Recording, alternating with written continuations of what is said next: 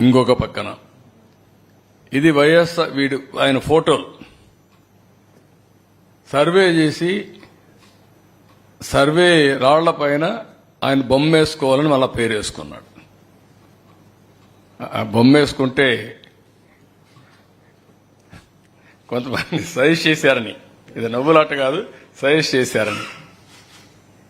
చనిపోయిన తర్వాత బొమ్మ వేసుకుంటారు, నువ్వు వేసుకొని అక్కడ పొలాల్లో పెడుతున్నావు, నువ్వు చనిపోయావనుకుంటారు అని చెప్తే పేరు పెట్టాడు.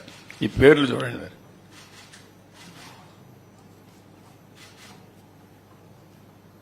దీనికి ఖర్చు ఎంత?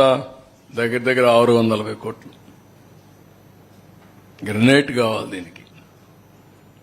దీన్ని పిచ్చనాలనా, మదమనాలనా, అహంకారం అనాలనా, నాకు అడ్డు లేదనే